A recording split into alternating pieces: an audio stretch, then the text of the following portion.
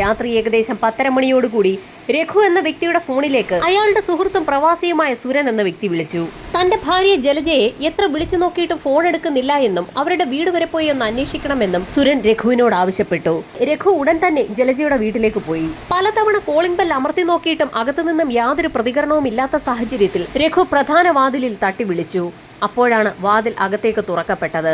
സമയം ഇത്രയും വൈകിയിട്ടും ജലജ എന്തുകൊണ്ടാകാം വാതിൽ പൂട്ടാതെ കിടന്നുറങ്ങുന്നതെന്ന് രഘുവിന് സംശയം തോന്നി. പ്രധാന വാതിൽ തുറന്ന് അകത്തേക്ക് കയറിയ രഘു ഹാളിനുള്ളിലെ ലൈറ്റ് ഇട്ട ശേഷം ജലജയെ അവിടെയൊക്കെ തിരഞ്ഞു. രഘുവിന്റെ സുഹൃത്തും പ്രവാസിയുമായ സുരന്റെ ഭാര്യയാണ് ജലജ. ജലജയും ഭർത്താവിനൊപ്പം ഗൾഫിലായിരുന്നു. ഏതാനും നാളുകൾക്ക് മുൻപ് നാട്ടിലേക്കെത്തിയ ജലജ പിന്നീട് ബാംഗ്ലൂരിൽ മകൾക്കൊപ്പം താമസമായിരുന്നു.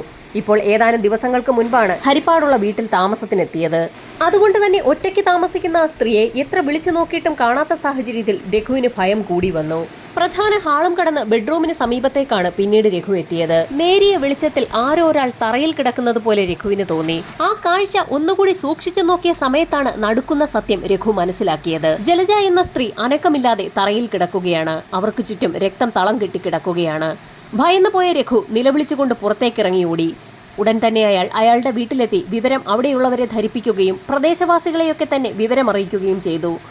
നിമിഷ നേരം കൊണ്ട് തന്നെ ജലജയുടെ വീടിനു ചുറ്റും ആളുകൾ നിറഞ്ഞു. ഹരിപ്പാട് പോലീസ് സ്റ്റേഷനിൽ വിവരമറിയിച്ചതിനെ തുടർന്ന് ഒരു സംഘം പോലീസുകാർ സംഭവസ്ഥലത്തേക്കെത്തി.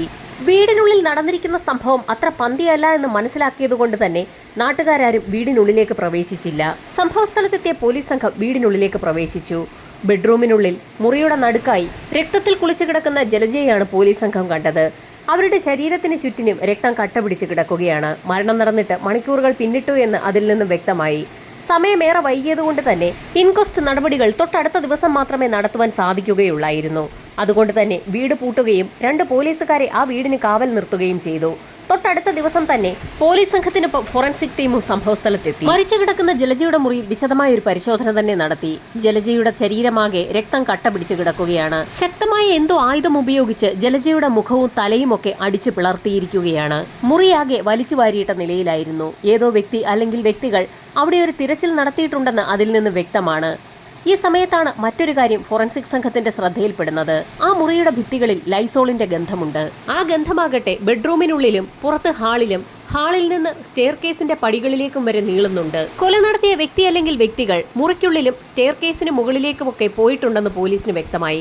ആ ഭാഗമൊക്കെ ലൈസോൾ ഉപയോഗിച്ച് വൃത്തിയായി കഴുകിയിരിക്കുകയാണ്. അപ്പോഴേക്കും വിവരമറിഞ്ഞ് ജലജയുടെയും ഭർത്താവിന്റെയും ബന്ധുക്കളും അവരുടെ മകളുമൊക്കെ സ്ഥലത്തെത്തിയിരുന്നു. ബന്ധുക്കളോടും മകളോടുമൊക്കെ വിശദമായി തന്നെ പോലീസ് പല കാര്യങ്ങളും തിരക്കി. അപ്പോഴാണ് ചില നിർണായക വിവരങ്ങൾ പോലീസിന് ലഭിക്കുന്നത്. ജലജയുടെ കഴുത്തിലുള്ള മാലയും കയ്യിലുള്ള വളകളും മിസ്സിംഗ് ആണ്. എന്നാൽ അവരുടെ കാതിലുള്ള കമ്മൽ കൊലയാളി ഇളക്കിയെടുത്തിട്ടില്ല. ആ വീടിനുള്ളിൽ നിന്ന് മറ്റെന്തെങ്കിലും മിസ്സായിട്ടുണ്ടോ എന്ന് അന്വേഷിക്കാൻ പോലീസ് സംഘം ജലജയുടെ മകളോട് ആവശ്യപ്പെട്ടു. മകളുടെ അന്വേഷണത്തിൽ തൊട്ട് തലേ ദിവസം ജലജ ബാങ്കിൽ നിന്നും പിൻവലിച്ച 30,000 രൂപ കാണാനില്ല എന്ന് വ്യക്തമായി. ഒരു കല്യാണവുമായി ബന്ധപ്പെട്ട് ഒരു വ്യക്തിക്ക് കൊടുക്കുന്നതിനായി 30,000 രൂപ ബാങ്കിൽ നിന്ന് പിൻവലിക്കുന്ന കാര്യം ജലജ അന്ന് രാവിലെ മകളോട് പറഞ്ഞിരുന്നു. ആ പണവും മിസ്സായിരിക്കുകയാണ്. വീടിനുള്ളിലെ പരിശോധനകളും ഇൻക്വസ്റ്റ് നടപടികളുമൊക്കെ പൂർത്തിയാക്കിയ ശേഷം മൃതദേഹം ആലപ്പുഴ മെഡിക്കൽ കോളേജിലേക്ക് ഷിഫ്റ്റ് ചെയ്തു. വീടിനുള്ളിലും പുറത്തുമൊക്കെയുള്ള അന്വേഷണം പൂർത്തിയാക്കിയ പോലീസ് സംഘം നാട്ടുകാരെയും ബന്ധുക്കളെയും ഒക്കെ വിശദമായി ചോദ്യം ചെയ്തു. ജലജയുടെ ബന്ധു കൂടിയായ രഘു ആയിരുന്നു മൃതദേഹം ആദ്യം കണ്ടത്. ആ സംഭവം നടന്ന ദിവസം അസ്വാഭാവികമായ രീതിയിൽ എന്തെങ്കിലും ശബ്ദം കേൾക്കുകയോ ആരെങ്കിലും ആ വീട്ടിലേക്ക് കയറിപ്പോകുന്നത് പ്രദേശവാസികൾ ആരെങ്കിലും കണ്ടോ എന്നുള്ളത് അറിയുക എന്നുള്ളതായിരുന്നു പോലീസിന്റെ ആദ്യ ലക്ഷ്യം. എന്നാൽ ആ വീട്ടിൽ നിന്നും യാതൊരു വിധത്തിലുള്ള ശബ്ദവും കേട്ടതായി ഒരാൾ പോലും പോലീസിനോട് റിപ്പോർട്ട് ചെയ്തില്ല. സംഭവം നടന്ന പകൽ 1 മണിക്ക് ജലജയെ രഘു അവസാനമായി കണ്ടിരുന്നു. സംഭവം നടന്ന പകൽ റോഡിൽ കൂടി നടന്നു പോകുന്ന സമയത്ത് വീടിന് വെളിയിൽ ജലജ നിൽക്കുന്നത് രഘു കണ്ടിരുന്നു. അവരോട് സംസാരിച്ച ശേഷം രഘു തന്റെ വീട്ടിലേക്ക് പോവുകയും ചെയ്തു. പിന്നീട് അവരെ ആരും കണ്ടിട്ടുമില്ല. അതിനർത്ഥം കൊലപാതകം നടന്നിരിക്കുന്നത് ഉച്ചയ്ക്ക് 1 മണിക്ക് ശേഷമായിരിക്കാമെന്ന് പോലീസ് വിലയിരുത്തി. തൊട്ടടുത്ത ദിവസം തന്നെ പോസ്റ്റ്മോർട്ടം റിപ്പോർട്ട് എത്തി. അതിൽ വളരെ വ്യക്തമായി തന്നെ കാര്യങ്ങൾ രേഖപ്പെടുത്തിയിരിക്കുകയാണ്. ജലജ ശ്വാസം മുട്ടിയാണ് മരിച്ചിരിക്കുന്നത്. അതേസമയം തന്നെ ഭാരമുള്ള എന്തോ വസ്തു ഉപയോഗിച്ച് ജലജയുടെ തലയിൽ അതിശക്തമായി തന്നെ അടിച്ചിട്ടുണ്ട്.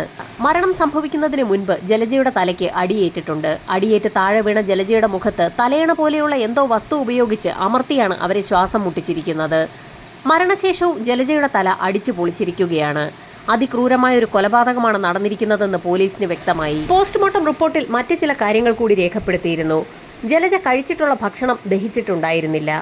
ഉച്ചയ്ക്ക് ഏകദേശം 1:30 മണിക്ക് ശേഷമാകാം ജലജ ഭക്ഷണം കഴിച്ചിരിക്കുന്നതെന്നും 1:30-നും 3 മണിക്കും ഇടയിലാണ് കൊലപാതകം സംഭവിച്ചിരിക്കുന്നതെന്നും അതിൽ നിന്നും വ്യക്തമായിരുന്നു. ആ വീടിനുള്ളിൽ നിന്നും 30,000 രൂപയ്ക്കും ജലജയുടെ ആഭരണങ്ങൾക്കും പുറമെ അവരുടെ മൊബൈൽ ഫോൺ കൂടി നഷ്ടമായിരിക്കുകയാണ്. മോഷണം നടത്താൻ തീരുമാനിച്ചുറപ്പിച്ച ഏതോ വ്യക്തി അല്ലെങ്കിൽ വ്യക്തികൾ വീട്ടിലേക്ക് എത്തുകയും മോഷണം നടത്തുകയും ചെയ്ത സാഹചര്യത്തിൽ ഒരുപക്ഷെ ജലജ ആ കാഴ്ച കണ്ടിരിക്കാം. അതുകൊണ്ടായിരിക്കാം അവർ ജലജയെ കൊലപ്പെടുത്തിയതെന്ന് പോലീസ് ഒരനുമാനത്തിലേക്ക് എത്തുകയും മോഷ്ടാവിനെ കണ്ടെത്തിക്കഴിഞ്ഞാൽ ആ കേസ് ക്ലോസ് ചെയ്യാൻ കഴിയുമെന്നും പോലീസ് കരുതിയെങ്കിൽ പോലും ഇതേ സമയത്ത് ഹരിപ്പാട് ജലജയുടെ വീടിന് സമീപത്തുള്ള നാട്ടുകാരുടെ സംസാരത്തിലൊക്കെ ഒരു മാറ്റം വന്നു തുടങ്ങി.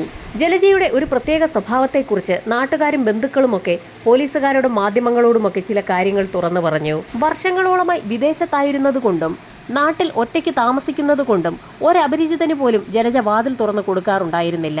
ആരെങ്കിലും അപ്രതീക്ഷിതമായി വീട്ടിലേക്ക് എത്തിയാൽ വാതിൽ തുറക്കാതെ തന്നെ ജനലിലൂടെ ആരാണെന്ന് വ്യക്തമായി മനസ്സിലാക്കിയ ശേഷം മാത്രമേ ജലജ വാതിൽ പോലും തുറക്കാറുള്ളൂ. ഇവിടെ സംഭവം നടന്ന വീടിന്റെ വാതിൽ തകർക്കപ്പെട്ടിട്ടില്ല. അതുകൊണ്ട് തന്നെ മോഷ്ടാവിന് ജലജയ്ക്ക് പരിചയമുണ്ടായിരിക്കാമെന്നും ജലജ വാതിൽ തുറന്നു കൊടുത്തതുകൊണ്ട് തന്നെയായിരിക്കാം അയാൾ അകത്തേക്ക് കയറിയതെന്നും നാട്ടുകാർ പോലീസിനോട് പറഞ്ഞു. ദിവസങ്ങൾ പിന്നിട്ടിട്ട് പ്രതിയിലേക്ക് എത്തുന്ന ഒന്നും തന്നെ കണ്ടുപിടിക്കാൻ ലോക്കൽ പോലീസിന് കഴിയാതെ വന്ന സാഹചര്യത്തിൽ അന്വേഷണം ക്രൈംബ്രാഞ്ചിന് വിട്ടു. ലോക്കൽ പോലീസ് അന്വേഷണം നടത്തിയ ഫയലിലുള്ള മുഴുവൻ ആളുകളെയും ക്രൈംബ്രാഞ്ച് സംഘം വീണ്ടും വിളിച്ചു വരുത്തി ചോദ്യം ചെയ്തു. ആളുകളെ ചോദ്യം ചെയ്തതിന് പുറമെ സംഭവം നടന്ന ദിവസവും അതിന് തൊട്ടടുത്ത ദിവസങ്ങളിലുമായി സമീപ പ്രദേശങ്ങളിലെ ടവറുകളിലേക്ക് വന്നിട്ടുള്ള എല്ലാ മൊബൈൽ ഫോൺ നമ്പറുകളുടെയും വിശദമായ കോൾ ഡാറ്റ റെക്കോർഡുകൾ അടക്കം പോലീസ് സംഘം വിശദമായി എടുത്ത് പരിശോധന നടത്തി. ഏകദേശം 1 ലക്ഷത്തോളം വരുന്ന കോളുകളാണ് ക്രൈംബ്രാഞ്ച് സംഘം അന്വേഷണത്തിന് വിധേയമാക്കിയത്. ക്രൈംബ്രാഞ്ച് സംഘം പഠിച്ച പണി 18 നോക്കിയിട്ടും പ്രതിയിലേക്ക് വിരൽ ചൂണ്ടുന്ന ഒന്നും തന്നെ കണ്ടെത്താൻ കഴിയാത്ത സാഹചര്യത്തിൽ പോലീസ് മേധാവികളുടെ അടക്കം നമ്പറുകൾ മാധ്യമങ്ങളിലൂടെ പരസ്യപ്പെടുത്തുകയും ജലജയുടെ മരണവുമായി ബന്ധപ്പെട്ട് എന്തെങ്കിലും വിവരങ്ങൾ അറിയാവുന്ന ആളുകൾ കോൺടാക്ട് ചെയ്യണമെന്ന് പരസ്യം നൽകുകയും ചെയ്തു. ഇതിനു പുറമെ ക്രൈംബ്രാഞ്ച് സംഘം മറ്റൊരു കാര്യം കൂടി ചെയ്തു. പൊതുസ്ഥലങ്ങളിൽ ഒരു ബോക്സ് സ്ഥാപിച്ചു. ജലജയുടെ മരണവുമായി ബന്ധപ്പെട്ട് ആർക്കെങ്കിലും എന്തെങ്കിലും അറിയാമെങ്കിൽ അത് സംബന്ധിച്ചുള്ള വിവരങ്ങൾ ആ ബോക്സിനുള്ളിൽ എഴുതിയിടാം. എഴുതിയിടുന്ന വ്യക്തികളുടെ പേര് വിവരങ്ങൾ വെളിപ്പെടുത്തേണ്ടതില്ല. ക്രൈംബ്രാഞ്ച് സംഘത്തിന്റെ ആ പരീക്ഷണം ഫലം കണ്ടു. ഹരിപ്പാടും നങ്ങ്യാർകുളങ്ങരയിലും വിവിധ സ്ഥലങ്ങളിൽ സ്ഥാപിച്ചിട്ടുള്ള ബോക്സുകളിൽ പല ആളുകളും പലതും എഴുതിയിട്ടു തുടങ്ങി. പല ആളുകളും അവർക്ക് സംശയമുള്ള വ്യക്തികളുടെയൊക്കെ പേരുകളായിരുന്നു എഴുതിയിട്ടിട്ടുണ്ടായിരുന്നത്. അത്തരത്തിലുള്ള ആളുകളെയൊക്കെ പോലീസ് സംഘം കണ്ടെത്തുകയും രഹസ്യമായി ചോദ്യം ചെയ്യുകയും രഹസ്യമായി തന്നെ അവരെയൊക്കെ നിരീക്ഷിക്കുകയും ചെയ്തു. എത്രയൊക്കെ അന്വേഷിച്ചിട്ടും ക്രൈംബ്രാഞ്ച് സംഘത്തിന്റെ അന്വേഷണവും എങ്ങും എത്താതെ വന്ന സാഹചര്യത്തിൽ CBI കൊണ്ട് അന്വേഷിപ്പിക്കണമെന്ന് ഒരു സംഘം ആളുകൾ ആവശ്യപ്പെട്ടെങ്കിലും കേസ് അന്വേഷണം ഏറ്റെടുക്കാൻ CBI തയ്യാറാകാതെ വന്നു. ഒടുവിൽ ലോക്കൽ പോലീസും ആലപ്പുഴ ക്രൈംബ്രാഞ്ച് സംഘവും അന്വേഷിച്ച കേസ് ക്രൈംബ്രാഞ്ചിന്റെ തന്നെ സ്പെഷ്യൽ ഇൻവെസ്റ്റിഗേഷൻ സ്ക്വാഡിന് കൈമാറി. ലോക്കൽ പോലീസും ക്രൈംബ്രാഞ്ച് സംഘവും എന്തൊക്കെ കാര്യങ്ങളാണ് കേസുമായി ബന്ധപ്പെട്ട് അന്വേഷിച്ചതെന്നും എന്തൊക്കെയാണ് അന്വേഷിക്കാത്തതെന്നും വിശദമായി തന്നെ ഒരു പരിശോധനയ്ക്ക് വിധേയമാക്കിയ ശേഷമായിരുന്നു സ്പെഷ്യൽ ഇൻവെസ്റ്റിഗേഷൻ ടീം അവരുടെ അന്വേഷണം ആരംഭിച്ചത്. ക്രൈംബ്രാഞ്ച് സംഘം നേരത്തെ നടത്തിയ അന്വേഷണത്തിൽ ചില കാര്യങ്ങളൊക്കെ വ്യക്തമായിരുന്നു. ജലജയുടെ ബന്ധുക്കൾ പറഞ്ഞതനുസരിച്ച് മരണം നടന്ന സമയത്ത് ആ വീടിന്റെ 2ാമത്തെ നിലയിലെ ബാത്റൂമിനുള്ളിൽ രക്തക്കറ പുരണ്ട ഒരു ടവൽ ബക്കറ്റിനുള്ളിൽ കിടക്കുന്നതായി കണ്ടിരുന്നു. എന്നാൽ അതേക്കുറിച്ചുള്ള അന്വേഷണം ഒന്നും തന്നെ ലോക്കൽ പോലീസ് സംഘം അന്ന് നടത്തിയിരുന്നുമില്ല. ലോക്കൽ പോലീസിന്റെ അന്വേഷണത്തിലെ ഉഴപ്പ് പ്രതിയെ അല്ലെങ്കിൽ പ്രതികളെ രക്ഷപ്പെടാൻ സഹായിച്ചിരിക്കാമെന്ന് സ്പെഷ്യൽ ഇൻവെസ്റ്റിഗേഷൻ സംഘം വിലയിരുത്തി. ഈ സമയത്തായിരുന്നു ക്രൈംബ്രാഞ്ച് സംഘം അന്വേഷിച്ച കാര്യങ്ങളിലെ ചില പ്രധാനപ്പെട്ട കാര്യങ്ങളൊക്കെ സ്പെഷ്യൽ ഇൻവെസ്റ്റിഗേഷൻ ടീമിന്റെ ശ്രദ്ധയിൽപ്പെടുന്നത്. കൊലപാതകം നടന്നതിന് ശേഷം ജലജയുടെ വീടിന് സമീപത്തു നിന്നും നിരവധി ആളുകൾ താമസം മാറിപ്പോയിട്ടുണ്ട്. പലരും ജോലിക്കും പഠിക്കാനുമൊക്കെയായി പുറത്തേക്കും പോയിട്ടുണ്ട്. അങ്ങനെയുള്ള ആളുകളെ കേന്ദ്രീകരിച്ച് വിശദമായ ഒരു അന്വേഷണം നടത്താൻ സ്പെഷ്യൽ ഇൻവെസ്റ്റിഗേഷൻ സ്ക്വാഡ് തീരുമാനിച്ചു. സംഭവം നടന്ന സ്ഥലത്ത് നിന്നും താമസം മാറിപ്പോയിട്ടുള്ള വ്യക്തികളെ കേന്ദ്രീകരിച്ച് നടത്തിയ അന്വേഷണത്തിനിടയിലായിരുന്നു സജിത്ത് എന്നൊരു വ്യക്തിയുടെ പേര് ഇൻവെസ്റ്റിഗേഷൻ ടീമിന്റെ ശ്രദ്ധയിൽപ്പെട്ടത്. സംഭവം നടന്ന സമയത്ത് നാട്ടുകാരെയൊക്കെ ചോദ്യം ചെയ്യുന്നതിനിടയിൽ ലോക്കൽ പോലീസ് 2 തവണ സജിത്തിനെയും ചോദ്യം ചെയ്തിട്ടുണ്ട്. അന്നത്തെ ചോദ്യം ചെയ്യലിൽ സജിത്ത് പറയാത്ത ഒരു കാര്യം ഇപ്പോൾ ഇൻവെസ്റ്റിഗേഷൻ ടീമിന്റെ ശ്രദ്ധയിൽപ്പെട്ടിരിക്കുകയാണ്. ആ കാര്യം ശ്രദ്ധയിൽപ്പെടുന്നത് രഘുവിന്റെ കോൾ ഡാറ്റ റെക്കോർഡുകൾ പരിശോധിച്ച സമയത്താണ്. സംഭവം നടന്ന കാലയളവിലെ രഘുവിന്റെ കോൾ ഡാറ്റ റെക്കോർഡുകൾ പരിശോധിച്ച സമയത്ത് ഒരു കാര്യം ഇപ്പോൾ പോലീസിന്റെ ശ്രദ്ധയിൽപ്പെട്ടിരിക്കുകയാണ്. രഘുവിന് ഏതൊക്കെയോ നമ്പറുകളിൽ നിന്ന് കോളുകൾ വന്നിട്ടുണ്ടെന്നുള്ളതല്ലാതെ അതൊക്കെ ആരാണെന്നുള്ളത് വ്യക്തമായൊരു പരിശോധന അന്ന് പോലീസ് നടത്തിയിരുന്നില്ല. ഇപ്പോൾ വിദേശത്തുള്ള ആളുകളെ കേന്ദ്രീകരിച്ചുകൂടി പോലീസ് അന്വേഷണം നടത്തിയപ്പോഴാണ് സജിത്തിന്റെ കോൾ ഡാറ്റ റെക്കോർഡുകളിൽ കണ്ട ഒരു നമ്പർ രഘുവിന്റെ കോൾ ഡാറ്റയിലും കണ്ടിരിക്കുന്നതായി പോലീസിന്റെ ശ്രദ്ധയിൽപ്പെട്ടത്. സംശയം തോന്നിയ പോലീസ് സംഘം രഘുവിനെ സ്റ്റേഷനിലേക്ക് വിളിച്ചു വരുത്തി അക്കാര്യം ചോദിച്ചു. ആ നമ്പർ സജിത്തിന്റേത് തന്നെയാണെന്നും അയാൾ തന്നെ കാണാൻ വരുമ്പോഴൊക്കെ ആ നമ്പറിൽ നിന്ന് വിളിക്കാറുണ്ടെന്നും രഘു പോലീസിന് മൊഴി നൽകി. സംഭവം നടന്ന സമയത്ത് ലോക്കൽ പോലീസ് സജിത്തിനെ ചോദ്യം ചെയ്ത സമയത്ത് ഈ നമ്പർ അത്ര നോട്ട് ചെയ്തിരുന്നില്ല. പിന്നീട് സംഭവം നടന്ന അധികകാലം കഴിയുന്നതിന് മുൻപ് തന്നെ സജിത്ത് ജോലിക്കായി വിദേശത്തേക്ക് പോവുകയും അവിടെ വെച്ച് അയാളുടെ നമ്പർ മാറുകയും ചെയ്തിരുന്നു. ക്രൈംബ്രാഞ്ച് സംഘം ചോദ്യം ചെയ്ത സമയത്ത് അയാൾ തന്റെ പുതിയ നമ്പർ ആയിരുന്നു അവിടെ കൊടുത്തത്.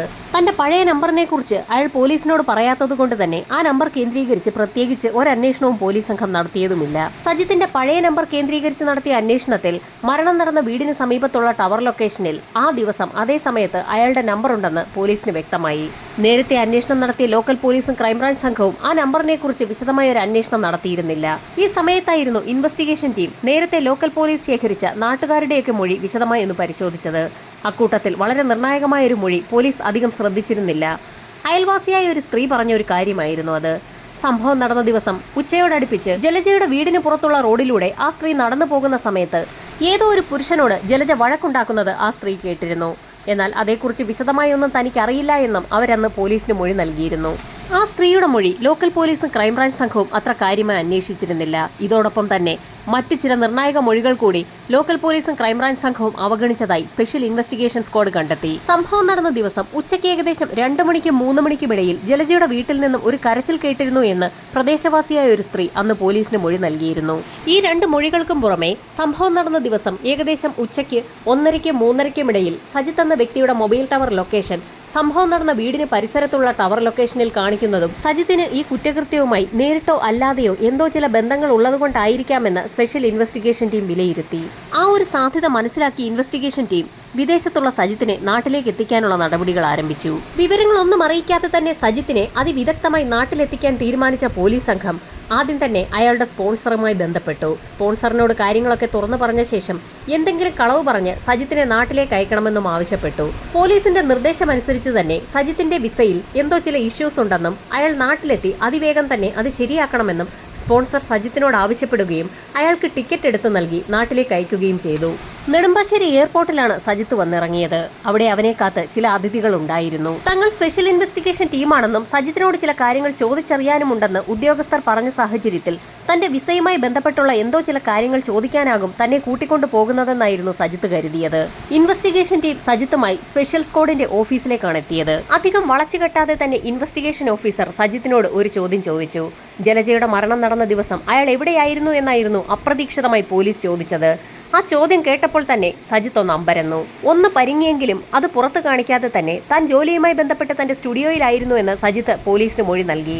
ക്രൈംബ്രാഞ്ച് സംഘം ചോദ്യം ചെയ്ത സമയത്ത് സജിത്ത് എന്തുകൊണ്ടാണ് പഴയ മൊബൈൽ നമ്പർ അവർക്ക് നൽകാഞ്ഞതെന്ന് കൂടി ഇൻവെസ്റ്റിഗേഷൻ ഓഫീസർ ചോദിച്ചപ്പോൾ സജിത്ത് ആകെ പെട്ടതുപോലെയായി. അത് മാത്രവുമല്ല, കൊലപാതകം നടന്ന സമയത്ത് ആ വീടിന്റെ പരിസരത്തുള്ള ടവറിൽ സജിത്തിന്റെ മൊബൈൽ നമ്പർ കാണിക്കുന്നുണ്ടെന്ന് കൂടി പോലീസ് പറഞ്ഞതോടുകൂടി സജിത്ത് ആകെ വിളറി വെളുത്തു. സജിത്തിന്റെ ആ പതർച്ച പ്രതീക്ഷിച്ചിരുന്ന ഇൻവെസ്റ്റിഗേഷൻ ടീം നേരത്തെ തയ്യാറാക്കി വെച്ചിരുന്ന ചോദ്യങ്ങൾ ഓരോന്നായി സജിത്തിനോട് ചോദിച്ചു തുടങ്ങി. പോലീസ് സംഘത്തിന്റെ കർക്കശമായ ചോദ്യം ചെയ്യലുകൾക്ക് മുൻപിൽ പിടിച്ചു നിൽക്കാൻ കഴിയാതെ സജിത്ത് പല കഥകളും പറഞ്ഞു തുടങ്ങി. സംഭവം നടന്ന ദിവസം യഥാർത്ഥത്തിൽ സജിത്ത് രഘുവിനെ കാണാൻ അയാളുടെ വീട്ടിലേക്ക് എത്തിയതായിരുന്നു. എന്നാൽ രഘുവിന്റെ വീട്ടിലെത്തിയ സമയത്ത് അയാൾ വീട്ടിലില്ല എന്നും ഒരുപക്ഷെ ജലജയുടെ വീട്ടിൽ എന്തെങ്കിലും ജോലി ചെയ്തു കൊടുക്കുന്നതിന് വേണ്ടി പോയിട്ടുണ്ടാകാമെന്നും അയാളുടെ വീട്ടിലുള്ള ആളുകൾ സജിത്തിനോട് പറഞ്ഞു.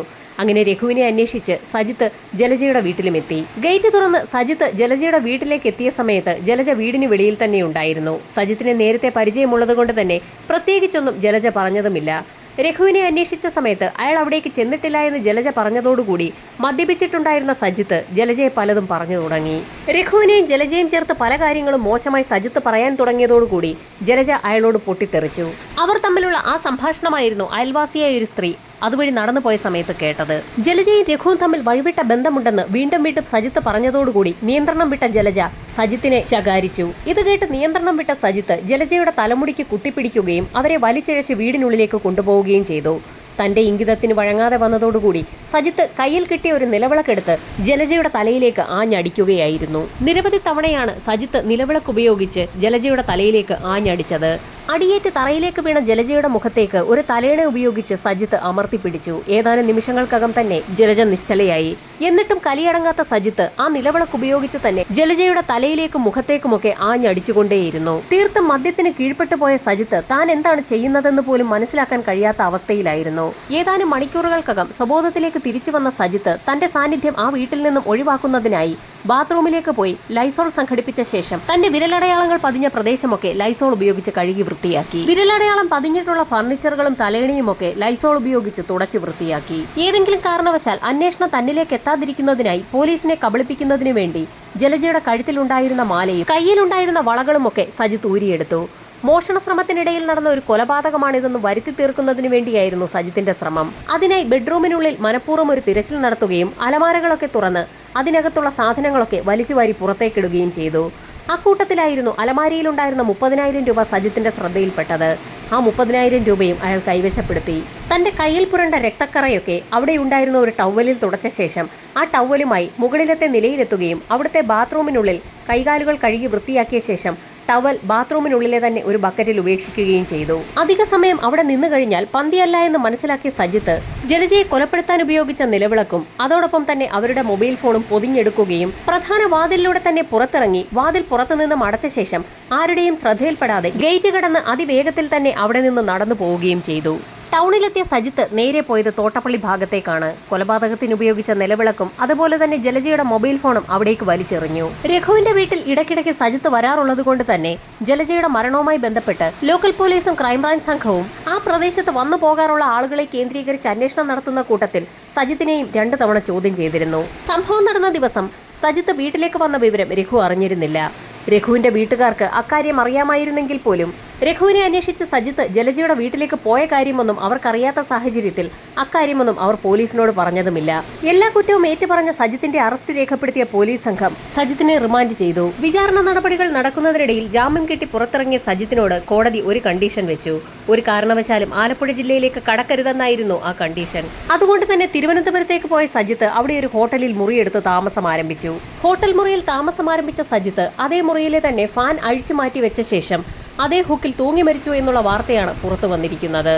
മുറിയിൽ നിന്നും പോലീസ് സംഘത്തിന് ഒരു ആത്മഹത്യാ കുറിപ്പും കണ്ടെത്താൻ കഴിഞ്ഞു. തന്റെ അമിതമായ മദ്യപാനം മൂലം വലിയൊരു തെറ്റ് സംഭവിച്ചു പോയെന്നും എല്ലാ വ്യക്തികളും മാപ്പ് നൽകണമെന്നും അപേക്ഷിച്ചുകൊണ്ടുള്ള ഒരു കത്തായിരുന്നു അത്. തന്റെ അമ്മയ്ക്ക് കൈമാറണമെന്നാവശ്യപ്പെട്ടുകൊണ്ട് സജിത്ത് തന്റെ ATM കാർഡും പിൻ നമ്പറും ആ കത്തിനൊപ്പം കുറിച്ചു വെച്ചിരുന്നു.